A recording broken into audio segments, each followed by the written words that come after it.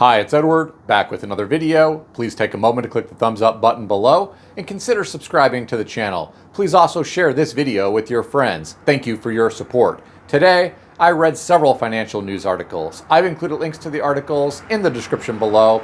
I encourage you to read the articles to support the authors and news sources.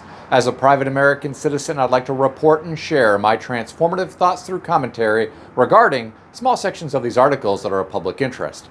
Today, I read an article on Yahoo Finance put out by the Commercial Observer and written by Brian Pascas, titled, "Who Turned the American Dream of Home Ownership into a Nightmare?"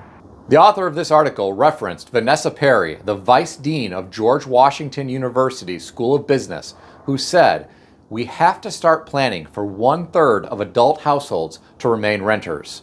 If we continue to have problems of shortage of supply for units to buy, if that continues to be the case, then we'll see people shift away from home ownership, in addition to not growing that market." Here are my thoughts. Jerome Powell was in the news today, and 3 rate cuts are potentially in the cards for 2024. I have no doubt this could have an impact on the 10-year Treasury. Mortgage rates and the 10-year Treasury are closely correlated. Mortgage rates have already been dropping in recent weeks. I suspect we could see rates drop further in 2024. Right now, there has been real estate inventory gridlock in some markets around the country because homeowners who are locked into extremely low rates are not motivated to move. Think about it for a moment. If you are locked in at 3%, you aren't going to want to sell your house to move into a smaller and cheaper house and have the same mortgage payment. If and when we see rates come down, we may no longer have the shortage of supply issue that we have now. The problem is some young people may still have difficulty in affording a home, given the fact that property taxes have increased in recent years and so have homeowner insurance rates. Neither are likely to go down anytime soon.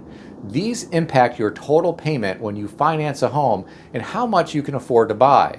Some young people are not earning enough to afford a starter home in their area. Unless there is some catalyst that decreases housing demand moving forward and results in prices coming down, it is certainly possible that many adult households will remain renters, just like Vanessa Perry in this article has indicated. The author of this article went on to say, first-time buyers are really feeling the pain. They comprise 31% of the current market, down from 38% in 1981. But the average age of repeat buyers now stands at 58, up significantly from 36 in 1981, according to the National Association of Realtors. In my opinion, this makes perfect sense. Repeat buyers have seen their equity position grow in their existing homes in recent years, so they are able to move up and purchase a more expensive home in some instances. First-time buyers haven't seen their wages keep pace with the massive run-up in real estate prices, so many are priced out of the market right now. It's anyone's guess regarding if and when this will change. The author of this article went on to reference Vanessa Perry again as saying, when you layer on student loan debt burdens along with the high prices, you start to get a picture that isn't very great for the first-time homebuyer market, and it doesn't suggest that the market will expand. Ladies and gentlemen, I'm glad to see that student loan debt was mentioned in this article. Depending on the source that you reference, there are about 43.5 million Americans with student loans. Many will have to continue making payments for years and in some cases decades to come. The debt burden can impact how much home someone can afford. Some people pursued a college major in a field that is in demand, and some will advance in their careers and earn enough money to easily cover their student loan payment and a mortgage payment for a home. Unfortunately, this is not the case for everyone. Some people pursued a college degree that aligned with their passion, but that may not be in demand in our current labor market.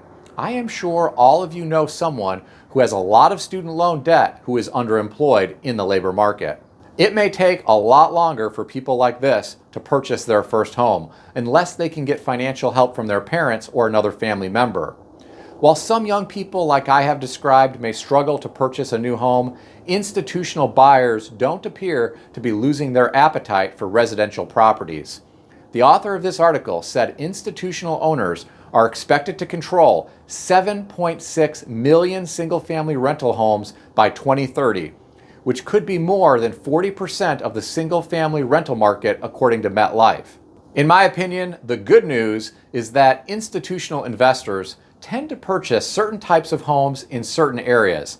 If you can look on the fringes for a home in a price range that isn't as appealing to institutional investors, you may not have to worry about competing with them.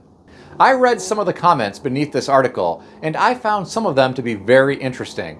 I'll share some of the comments with you. One commenter said, "I blame profiteers and HGTV broadcasting home ownership as an investment tool to get rich. Low government loans meant to help people secure a stable homestead were turned towards making a profit.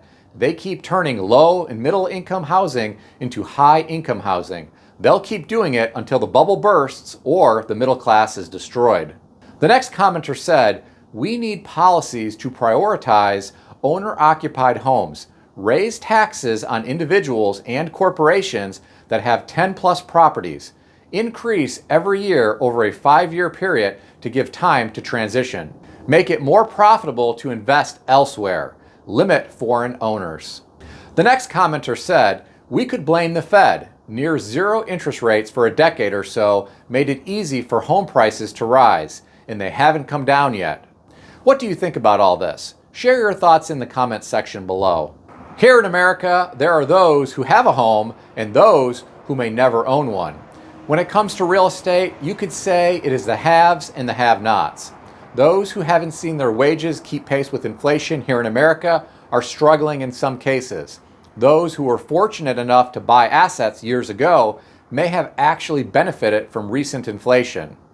Again, it is the haves and the have-nots. Life isn't much better across the pond in Great Britain.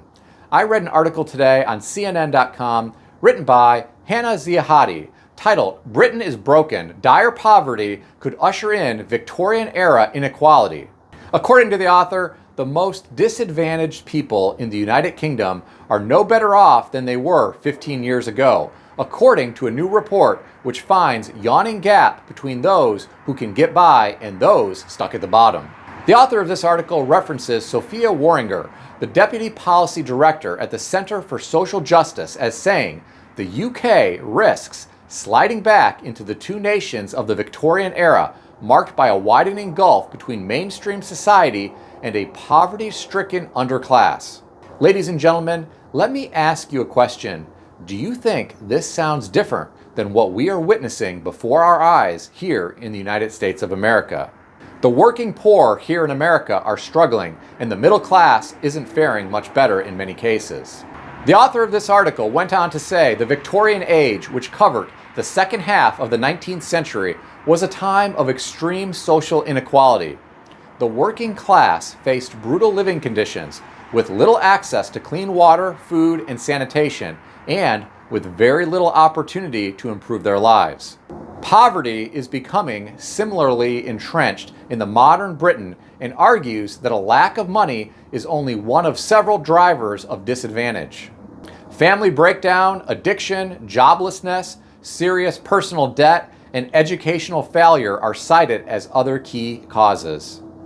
Here in America, most people, certainly not all, have access to clean water, food, and sanitation, but many struggle to find opportunities to improve their lives.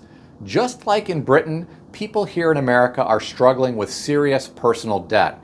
Credit card debt in our country surpassed $1 trillion for the first time ever this year, and that number continues to grow.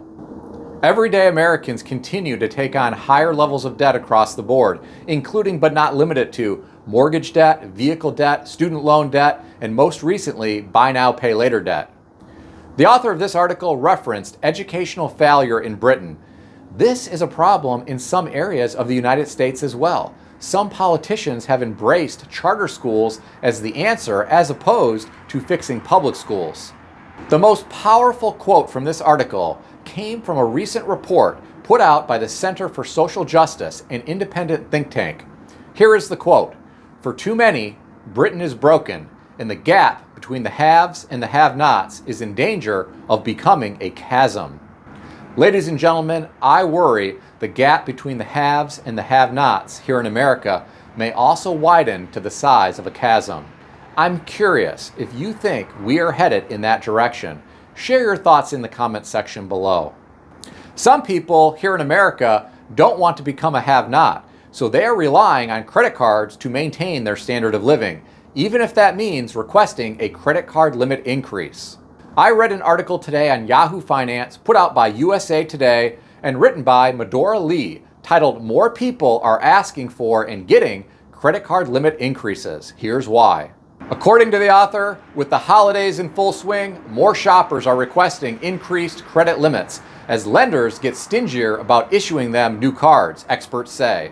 I'm going to stop here for a moment and say that this is a bit disturbing to me.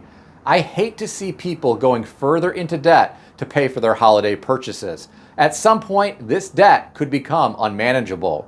It's kind of like the government just raising the debt ceiling. I guess many Americans want to follow suit and raise their own debt ceiling by asking their credit card companies for a limit increase. Does that sound like a good practice to you? I realize there are some people who are struggling or, in some cases, suffering. Some may rely on credit cards to purchase food because there is no other option. Perhaps there is not a local food bank in their area and other options have already been exhausted. My heart goes out to people in that situation. Just like those who are using credit cards to fund their holiday purchases, this money eventually needs to be paid back. Some are simply kicking the can down the road. The author of this article provided some interesting data.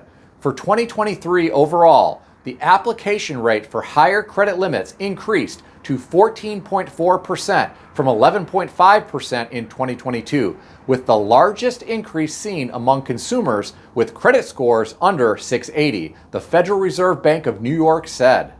Did you hear what I just said? Those with credit scores under 680 are increasingly applying for higher credit limits. This is not a good situation from my perspective. Those with low credit scores may be at a higher risk of not being able to pay back this money. There is a reason people have a credit score under 680. This could be due to excessive debt coupled with late payments in the past. I worry about this demographic seeking higher credit limits. What do you think about this situation? Share your thoughts in the comment section below. Please keep in mind that everything in this video is for entertainment purposes only, and nothing in this video is financial advice or advice of any kind. If you need advice, seek advice from a qualified professional in good standing who puts your interests first and foremost. If you enjoyed this video, consider subscribing to the channel. Please also consider sharing this video with your friends. I want to extend a special thanks to everyone who has subscribed to this channel. I want to also thank all of my channel members. Check out some of the great books that I suggest you consider reading in the description below. I've included Amazon affiliate links to these books. As an Amazon associate, I earn from qualifying purchases. Stay healthy and wealthy. I'll see everyone in the next video.